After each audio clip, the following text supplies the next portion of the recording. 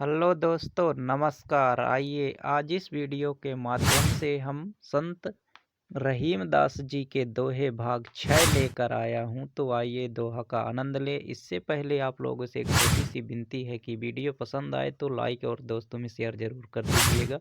और चैनल पर यदि हमारे पहली बार आए हैं तो सब्सक्राइब करके बेल आइकन लगाना मत भूलिएगा। तो आइए वीडियो शुरू करते हैं।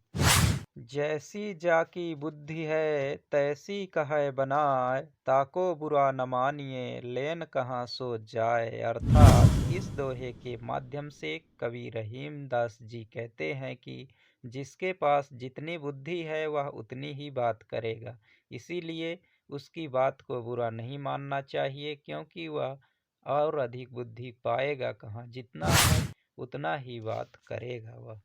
जो रहीम ओछो बढ़े तो अति ही इतराय, प्यादे सो फर्जी भयो टेढ़ो टेढ़ो जाए। अर्थात इस दोहे के माध्यम से कवि रहीम दास जी बताते हैं कि नीच व्यक्ति यदि बड़ा पद पाता है तो वह उसी प्रकार से इतराता है, यानी घमंड करता है, जिस प्रकार की शतरंज में जब प्यादा ऊंट बन जाता है तो वह टेढ़ा चलने लग जाता है।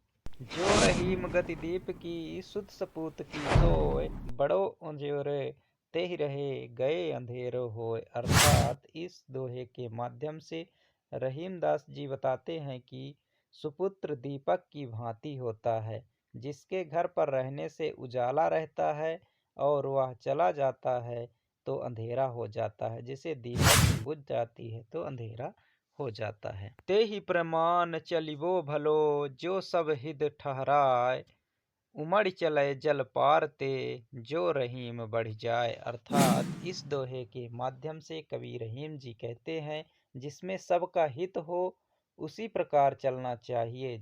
ज़्यादा बड़ी चाल उचित नहीं। जैसे किसी पात्र में ज़्यादा जल भर दिया जाए तो उमड़ कर बाहर गिर जाता है, उसी प्रकार से यदि ज़्यादा हित भी करोगे तो भी वह अनहित ही होगा। दीन सबन को लखत है दीना ही लखई न कोय, जो रहीम दीन ही लखै दीन बंधु सम होय। अर्थात इस दोहे के माध्यम से कवि रहीम जी बता रहे हैं कि दीन व्यक्ति सबकी ओर देखता है लेकिन उसकी ओर कोई नहीं देखता।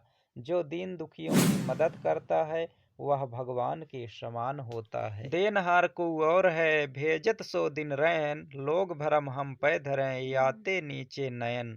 अर्थात रहीम दास जी बड़े दानी थे। दान देते समय वे सिर झुका लेते थे। एक बार किसी ने इसका कारण पूछा तो उन्होंने उत्तर दिया, देने वाला कोई और है और जो दिन रात भेजता है अर्थात ईश्वर।